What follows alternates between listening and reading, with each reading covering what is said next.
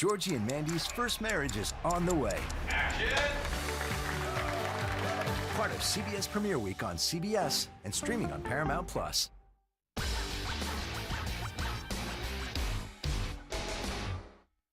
Summer heat hits keep rocking and rolling. I'll tell you how long you can expect the sizzling sunshine. Live from downtown Marquette, it's your 19 News.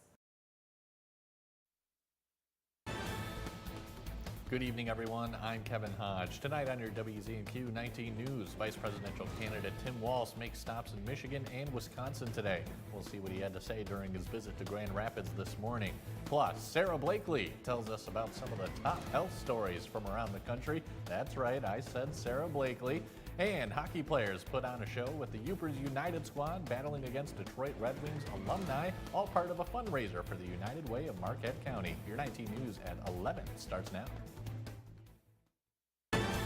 Live from the UP, this is WZMQ 19 News at 11. Not a bad week for weather in the UP. Air, how are we looking out there right now? As my grandma Rose would say, beautiful.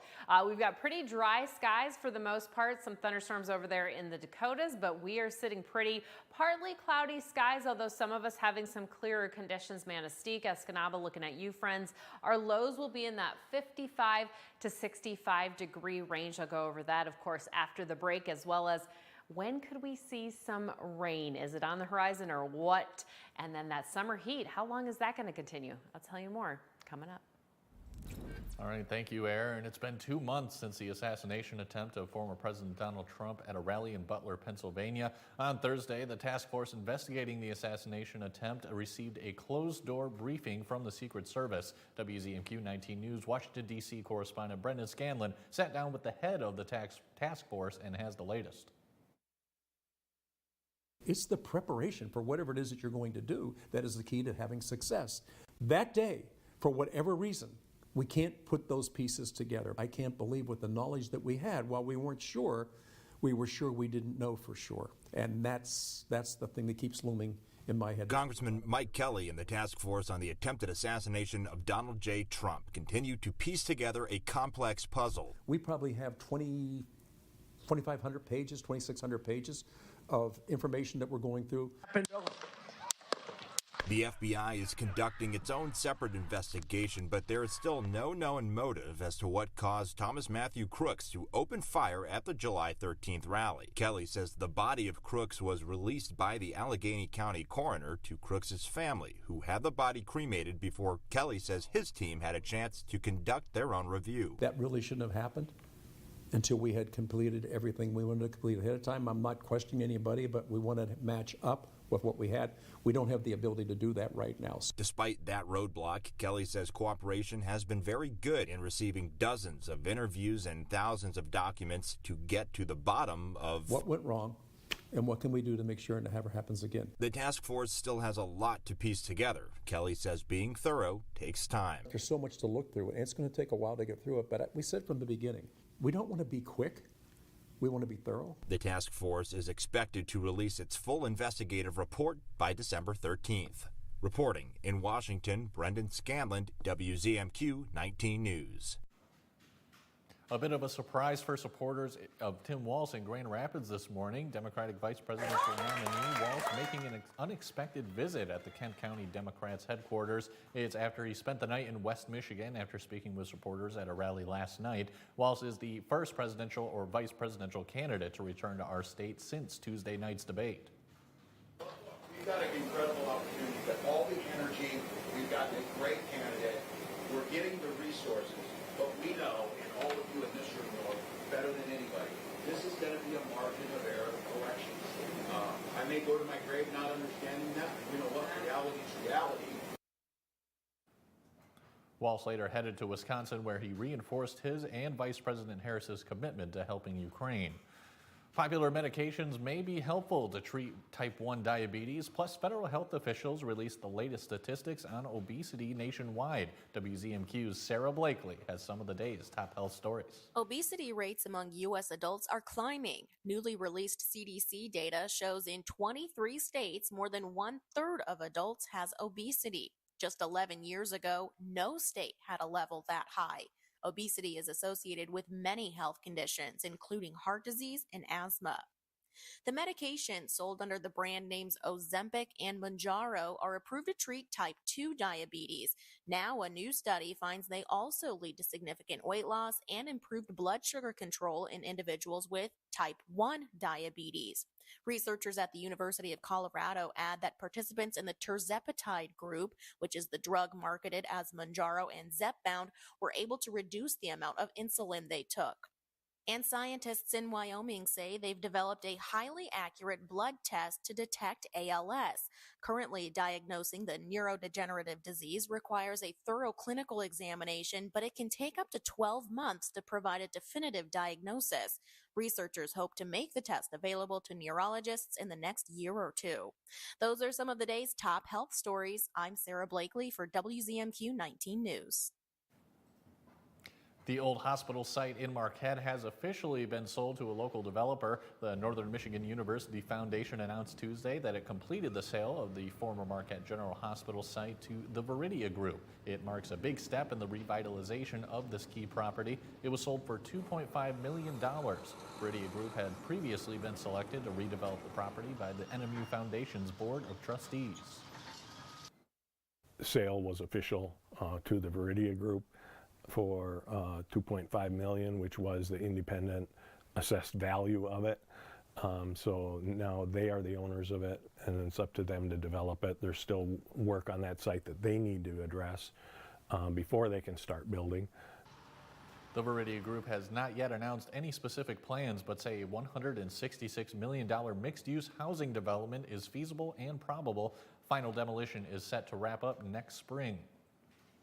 Marquette hit the ice tonight to support local charities with a hockey game. WZMQ's Samuel McKnight shows us what the players had to say about why they're playing. Upers United took on the Red Wings alumni at the Barrie Event Center earlier tonight to raise money for the United Way of Marquette County. Any money that we raise here stays to help our local residents, food security, housing, senior programs, youth programs, and it's just a great way to bring the community together. United Way brought in a little bit of everything, from raffle drawings to puck throws, and even a sled hockey game before the main event. We have some Olympic athletes out here that simply an amazing sport and amazing athletes. It's incredible what they do. The players said they're feeling the competition, especially since last time the Red Wings came to play 2 years ago, the game didn't go quite as expected. But it ended in a tie, and we're looking to hopefully move the needle a little bit more this year. Well, the game ended in a tie, so they were not happy. So they want to come back and prove their point. But win or lose, both teams are just happy to get out on the ice and support a great cause like the United Way.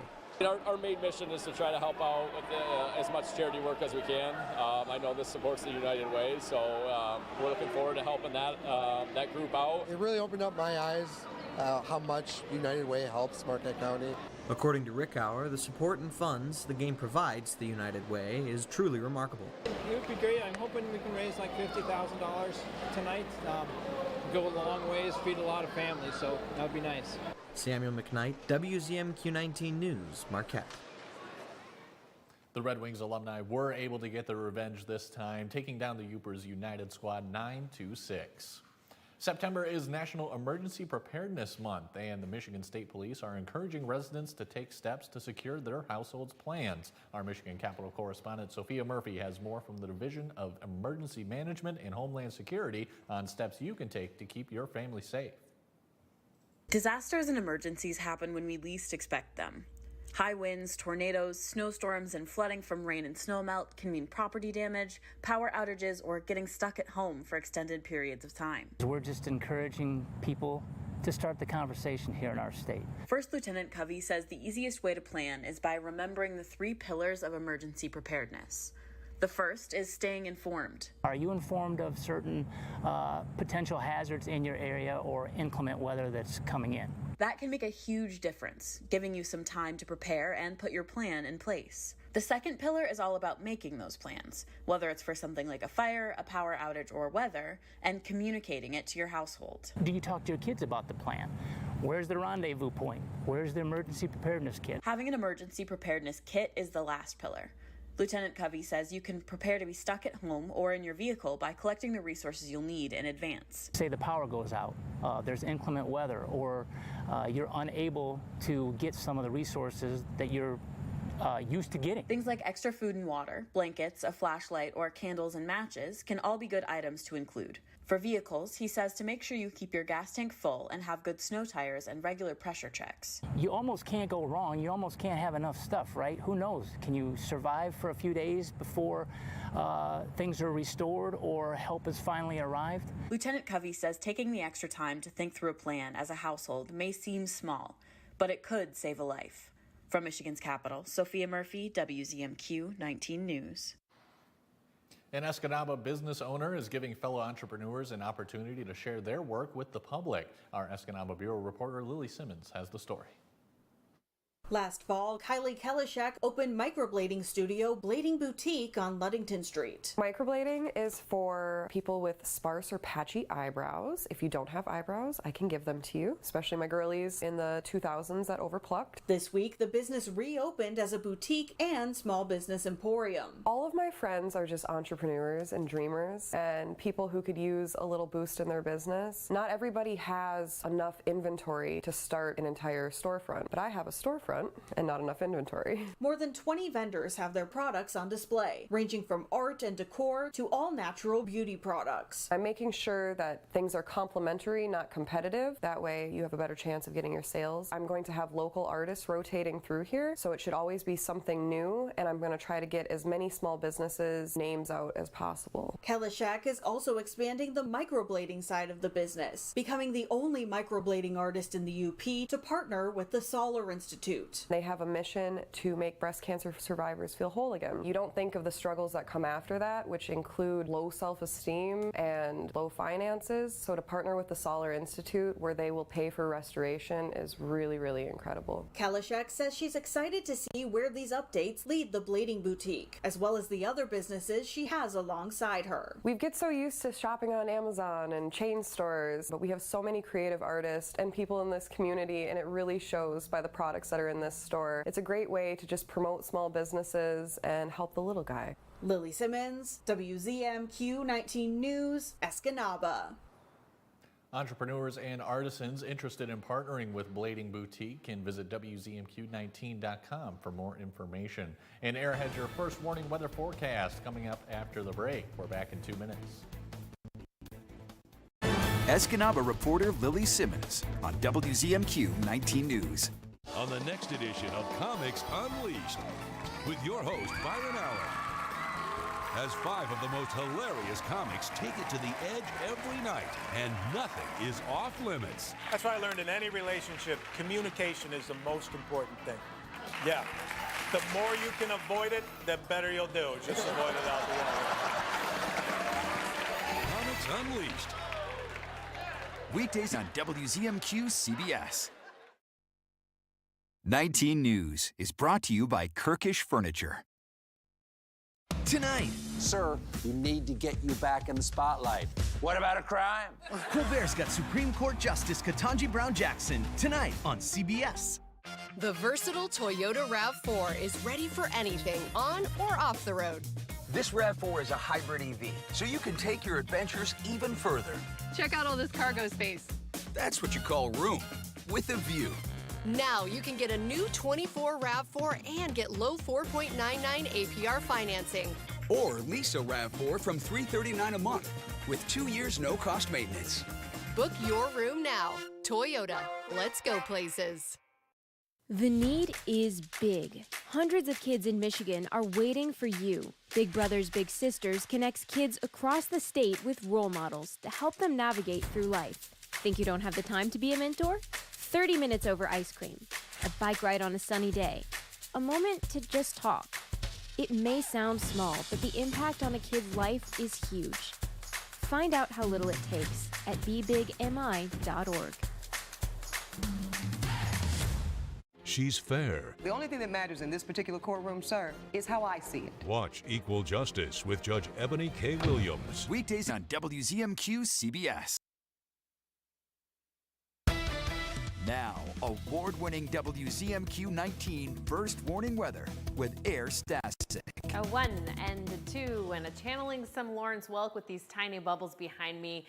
We've got some summer heat continuing this weekend, and we could see some humidity as well. So yeah, the bubbles are appropriate. We do have some chances of showers and thunderstorms. We're looking at late Saturday afternoon into Sunday morning. I'll time that out for you in a moment. And then early next week, we've got a super and full moon on the way. Taking a look around the UP this evening, we're expecting partly cloudy skies for the majority of us. Coolest temperatures are going to be along our Wisconsin border. We're talking those mid to upper 50s. And then here in Marquette, we'll have a low around 59, 60 degrees. Again, Iron Mountain seeing around 54, a little bit cooler than everybody else. And then we've got some 60s and mid 50s further to the east there. Taking a look right now, our temperatures are in that mid to low 60 range, and then those winds still really calm. So if it's your garbage night tonight, lucky you, you won't find that bin down the street. Now Saturday, I did mention we do have some shower chances coming in the late afternoon. Those temperatures though, look at that into this weekend, into Sunday. We've got really nice daytime temperatures, and then those cool lows, 55 to 65. Now, there is a chance of some overnight showers and thunderstorms on our Saturday evening into that Sunday morning. So taking a look here, some cloud coverage on Saturday. We're expecting mostly sunny skies, but we will again have those clouds moving around. 4 p.m. Gogebic County is going to see most of that shower activity, and it's going to stay for the west half, east side staying a little bit drier on that Saturday and even into Sunday. Here's when those thunder rumbles and storms could be possible. Looking at those early morning hours, 4, 5 o'clock in the morning when we see them up here in Marquette County. And then eventually this is going to kind of clear on out. Now, as far as precipitation accumulation, we're not expecting a whole lot at the moment. And then we've got some sunny skies coming on Sunday. Looks like mostly clear for that evening at the moment. Now for Marquette, the next 7 days, what's our rain outlook like? Yes, we could see it here Saturday and Sunday, but next week's looking pretty dry. Chances return though Thursday evening, and we're talking very slim chances. And then again on Friday, looking at the next 6 to 10 days. So September 19th through the 23rd. Half of the UP, or a little bit less than half, I should say, probably like a third, is going to be in that near normal range, and then everybody else a little bit below normal. So it's probably going to be a great day or week, excuse me, to get out and do that yard work. Now temperatures as we get into this weekend, Marquette getting up to low 80s there on Saturday, which is going to be fairly similar in Iron Mountain, a little bit cooler in Escanaba. Your 7-day? That's in 15 minutes. All right, thanks, Aaron. When we come back, Mike Ludlam has your look at sports, including your high school football highlights, starting with Menominee taking on Westwood. We'll be right back.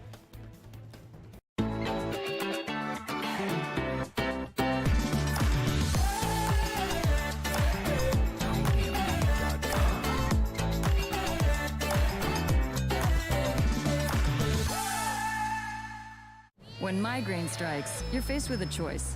Accept the trade-offs of treating, or push through the pain and symptoms. With Ubrelvy, there's another option. One dose quickly stops migraine in its tracks. Treat it anytime, anywhere, without worrying where you are or if it's too late. Do not take with strong CYP3A4 inhibitors. Allergic reactions to Ubrelvy can happen. Most common side effects were nausea and sleepiness. Migraine pain relief starts with you. Ask about Ubrelvy. Learn how AbbVie could help you save.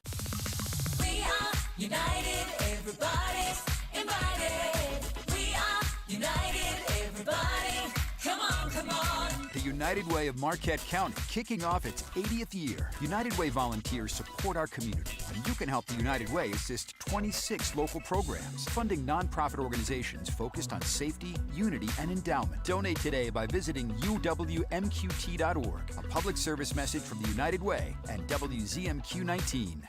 Tonight. Sir, we need to get you back in the spotlight. What about a crime?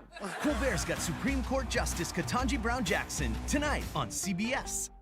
Direct. Don't you ever look up at the sky and roll your eyes. You hear me? Yes.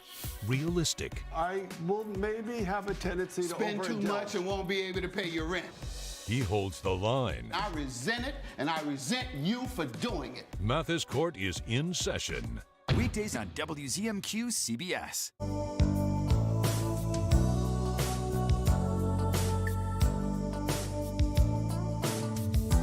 First Bank, where it's all about people. You're watching WZMQ 19 News, live and local, with Kevin Hodge. Good evening, everyone. The first Upper Peninsula Sports Writers and Sportscasters Association high school football polls are released next week. A couple teams could be considered for the #1 spot in the 11-player poll, and that includes last year's State Division 7 runner-up Menominee. Chad Brandt's squad was in Marquette County tonight visiting the Westwood Patriots. And Air already stole my line because I wanted to say it's a beautiful night for football. Thanks, Air. Good crowd on hand, though. And away we go. Westwood punt, and that's Tanner Terkoff to Clayton Miller, 6 yards. Conversion failed, 6-0 Maroons. Next possession, 4th down and short. Clayton Miller again. Barrels 8 yards just over the goal line. 2-point conversion, no good. 12-0 Maroons. Move to the second quarter. And Menominee with the ball now. That's Ethan Marta. He has time deep downfield for Preston Argyle. And that's on the money. 63 yards for the touchdown. Maroons still lead 20-7. Red, white, and blue gets the ball back. Marta is rolling again to his right, which means the far side of the field. He will connect with Tristan Miller. That's good for 30 yards and a touchdown. Extra point missed. Westwood trails by 7, 20-13. Menominee strikes back. Terkoff will dash 25 yards to the far side of the field for the touchdown. Maroons up by double digits again, and Menominee kept scoring touchdowns at a pretty good rate. Maroons take this one 58-19. Let's go to Gladstone, where the Braves were looking for their first win against Kingsford. And we'll get the action in the first quarter. Kingsford handoff to Caleb Kleisten. Boom! He gets stuffed by Isaac Ketchum and Casey Alwarden. No first down and no score after one. To the second, different story. Jack Kriegel about 5 yards into the end zone, and the Flippers have a 7-0 lead. Next, maize and blue possession. Nick Navarra hands it to Mr. Kriegel again on 1st and 17. Up the middle, out to the far side. That's good for 43 yards and a touchdown, and the Flippers are up by 14.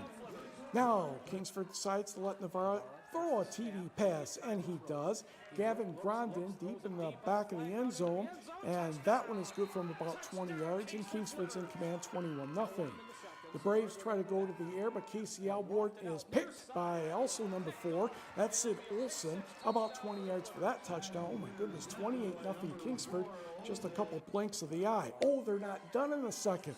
Navarra hits Trenton Van Oss for another score, 35-0, and the Flippers stay undefeated with a 42-0 win over Gladstone. Let's go to Iron Mountain. First chance to see the Mountaineers in action this season against Manistee. Alex Jane takes the handoff, and he's going to run over a defender near the goal line and puts it in from about 10 yards. 7-0 Mountaineers. And if it was good once, you probably might want to do it twice. Here's Alex Jane, far side, 15 yards for the score, and Iron Mountain leads by 14. Manistee quarterback Mac Pugh looking for a receiver, but Evan Copley says, nah, I don't think so. He goes 13 yards for the pick 6. Extra point good, 21-0 black and gold. Ian Martela hands the ball to Alex Jane. Gee, again, usually a good idea. This time he cuts it back to the inside, 16 yards, and Iron Mountain's up 28-0. Manistee does get going in the second quarter. Mac Pugh to Jace Rekwe Goudreau, and that's good for 25 yards and a touchdown. Conversion failed. Manistee was on the board. Iron Mountain goes on to win in a big way, 62-25. To the 11-player numbers, Negaunee makes the trip up to Calumet and comes home with a big victory, 29-0. In the unofficial Copper Bowl, no, they're just pretending this one is, Houghton downs Hancock 38-16. Buck River Harris back in the win column, 30-8 over West Iron. Gwynn is now 2-1. Model Towners take care of Lance 33-6. Cadillac all over Sault Ste. Marie, 49-6, and boys, Alpena struggling. Zeeland East takes it out on the Wildcats tonight, 68-0. Speaking of the Big North, let's see what Escanaba could do against the Petoskey Northmen. Opening kickoff down to about the 10-yard line. Mitchell Eberhardt will make the catch. He'll get to about the 23 or so before he is tackled. But a few minutes later, that's a touchdown as Corbin Solitis runs it in from about 6 yards or so. 2-point conversion, 8-0. There's Solitis in the second quarter, and Petoskey was looking very good, leading by 30. Nolan Bink will find Adam Prey here on a touchdown right at the end of the half. Petoskey still led 30-6, and Petoskey cruises to the victory, 44-19. On the 8-player scores, Forest Park kicks it in gear and defeats Norway 42-20. It was Munising 38, Gogebic 18. Ironwood makes a long trip to Rapid River and defeats the Rockets 60-28. Onaway turns back Engadine 30-14 in a battle of birds. Also, it was a good night for Ontonagon holding off Newberry. That's 46-40. Pickford easily over Carnegie 68-0. And Rudyard, a 6-point win over Brimley, 36-30. And Cedarville Detour, also a 6-point winner over St. Ignace, 42-36. High school soccer, it is Hannahville edging Mackinac Island 4-3.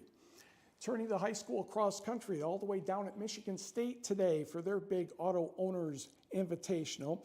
Didn't have team scores, but Marquette boys did very well in the Elite Division. Seppi Camilli, 7th place for Marquette in 15:53, and 4 other Marquette runners were in the top 41 of the Elite Division. Did not get information on the girls. The website was not updated, and I know Rudyard also competed as well. It's now called the Superior Dome Showdown. General admission tickets for the Northern Michigan men's basketball exhibition game against Michigan State will go on sale starting Monday, September 23rd at 10 in the morning. Tickets will be available for purchase online at tickets.nmu.edu and at the NMU ticket office now located inside the main entrance to the Superior Dome. Tickets will not be available for purchase over the phone. This one-time event will celebrate Northern Michigan and Michigan State basketball, as well as the legacy of NMU alum Tom Izzo and his coaching career. That started at NMU following his graduation in 1977. To Major League Baseball. No, how about volleyball? Thank you for that fine idea. The Up North Tournament, and Minnesota Duluth turns back Michigan Tech today 3-0, and Finley does the same to the Huskies 3-0. NMU won a set against Duluth, but the Bulldogs took that one 3-1.